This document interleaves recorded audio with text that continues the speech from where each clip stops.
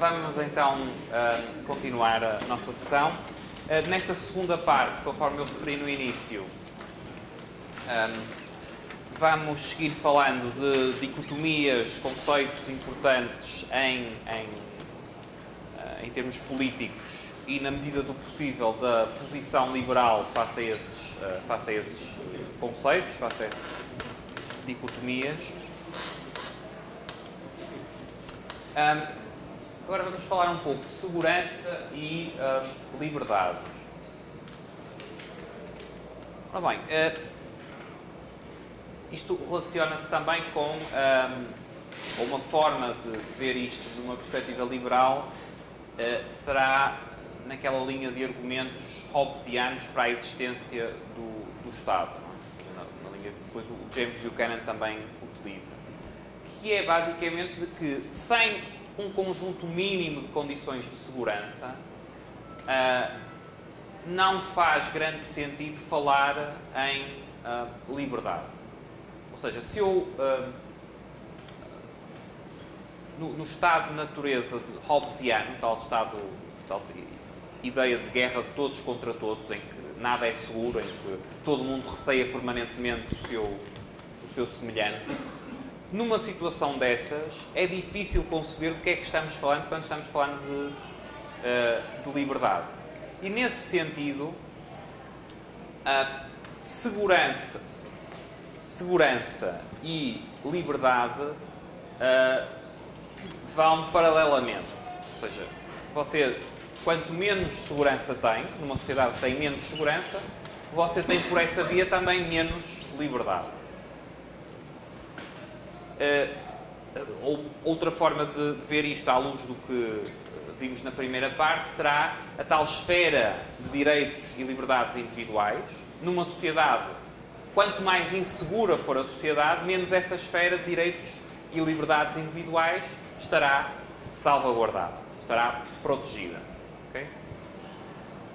Agora, portanto, sendo que esta primeira parte é, creio, relativamente óbvia, também é verdade que há, noutro sentido, uma tensão entre segurança e liberdade.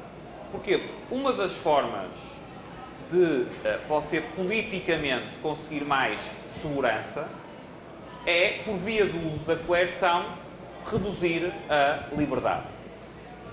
Quer dizer, podemos começar por pensar em termos de criminalidade, depois vamos pensar noutros aspectos.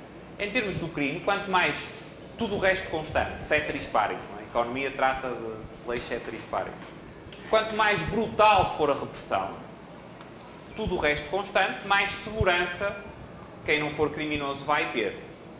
Agora, também quanto mais brutal for a repressão, mais probabilidade você vai ter de fazer violações indevidas da esfera de direitos e liberdades individuais. Portanto, embora o primeiro aspecto seja verdade, ou seja, segurança e liberdade, naquele primeiro aspecto são coisas que avançam paralelamente, ou a redução de segurança implica a redução de liberdade, mas o aumento da segurança também pode ser feito à custa, historicamente há muitos exemplos disso, à custa da própria liberdade. E agora, além da questão além do exemplo da criminalidade, há um aspecto que está especialmente em Hayek sobre esta relação entre segurança e liberdade, que é, em termos políticos, bastante interessante.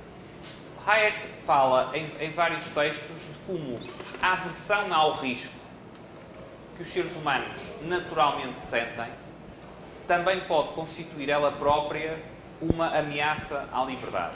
Em que sentido? Pensem no caso do emprego e do desemprego. A maior parte das pessoas, se não a quase totalidade das pessoas, provavelmente nós incluídos todos, não é? Por muito liberais e ou austríacos que sejamos, preferimos um emprego mais seguro a um emprego mais inseguro. Mais uma vez, tudo o resto constante.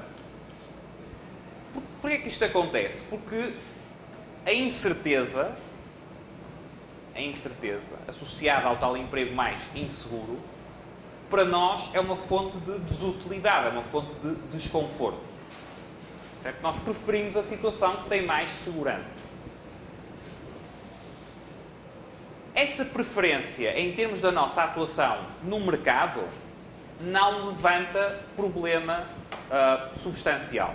Portanto, o facto de nós preferirmos o emprego mais seguro, no mercado, não levanta problema substancial. Porquê não levanta?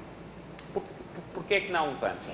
Não levanta porque, na esfera de atuação no mercado, se a maior parte de nós preferir empregos mais seguros, então o que provavelmente vai acontecer é que o emprego mais inseguro vai pagar mais para conseguir que as pessoas trabalhem nesse emprego. E, portanto, a coisa vai se equilibrar. O diferencial salarial entre um emprego e o outro emprego vai refletir o conjunto das preferências em determinado momento, em determinadas circunstâncias, das pessoas relativamente a essa preferência pelo emprego mais seguro face ao mais inseguro. Agora, na esfera da ação política, isso já não é necessariamente assim. Porquê? Porque a preferência que a maior parte de nós sente pela maior segurança, pelo emprego mais seguro, pelo emprego que é mais difícil perder, pode gerar, ou facilmente gerará, resultará, num apoio político a propostas de políticas públicas, a propostas políticas de, por exemplo, tornar mais rígido o contrato laboral, tornar mais rígida a situação laboral, tornar mais difícil terminar um contrato, por exemplo. Okay? Ora, o que é que acontece? O que acontece? O que este exemplo ilustra é que o facto de nós termos uma preferência, nós seres humanos, em geral, por situações mais seguras, mais certas, face a situações mais inseguras, mais incertas, embora não levante, não provoque nenhum problema específico no contexto do mercado, pode provocar, e frequentemente provocará, pelo menos numa perspectiva liberal, problemas na esfera política. Porquê? Porque leva a que essa preferência comum por mais segurança limite a liberdade de todos.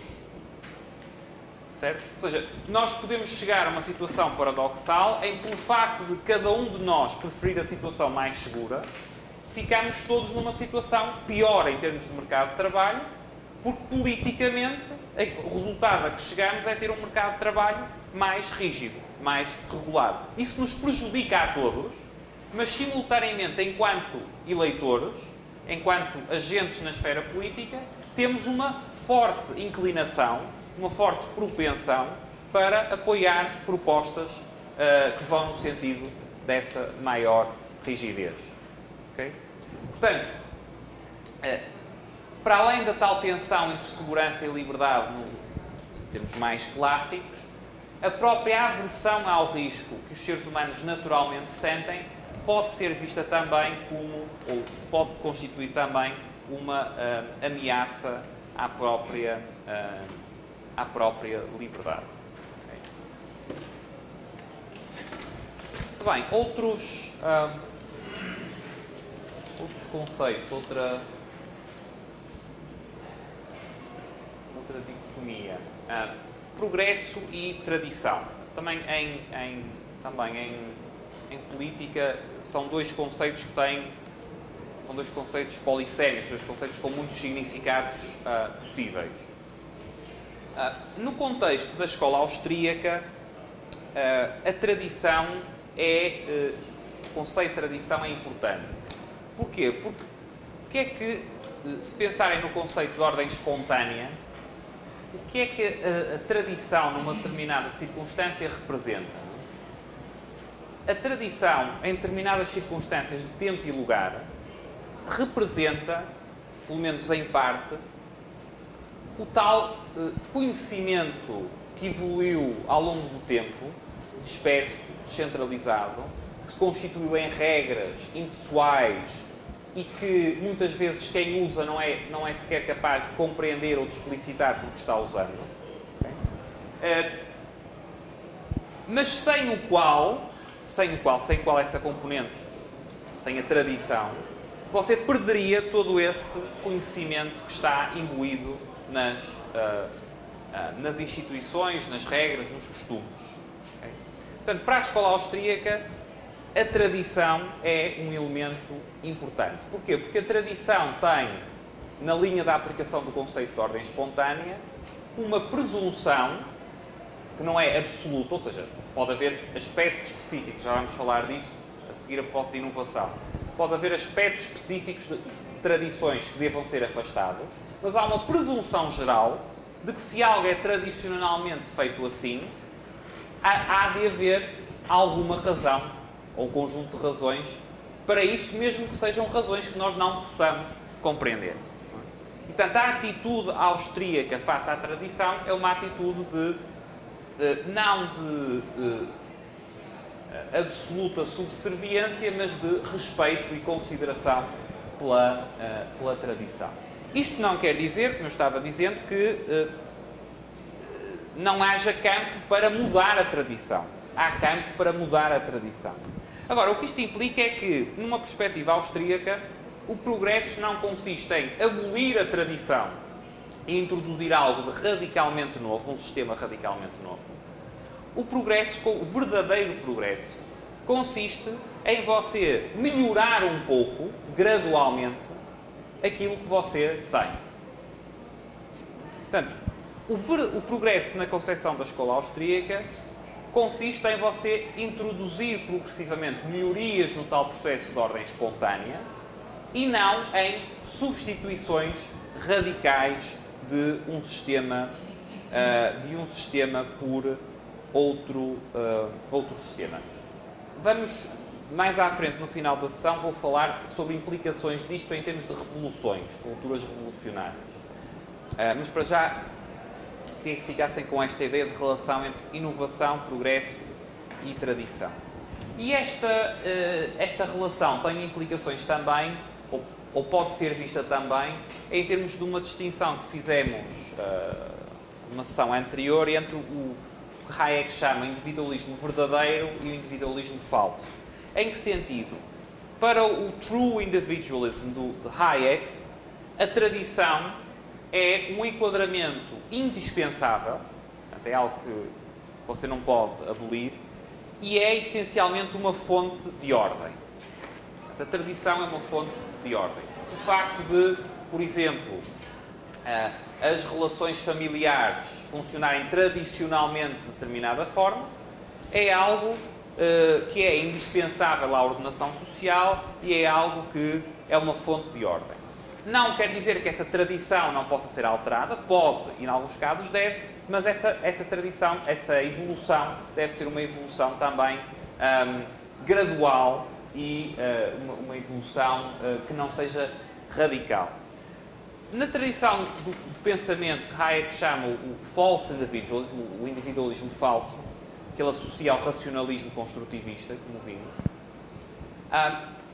a tradição é vista de uma forma muito mais negativa. A tradição é vista como algo que, porque você não pode demonstrar racionalmente, é algo que deve ser abolido.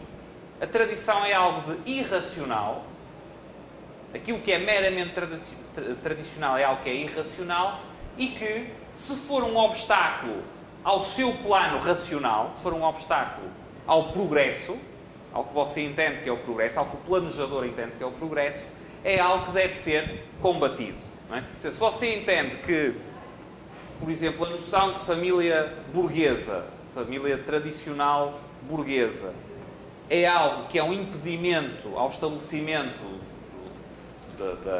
de uma sociedade planejada centralmente, então você deve ativamente combater, por meios políticos, essa tradição para libertar os indivíduos. Libertar os indivíduos para seguir a luz do seu plano racional.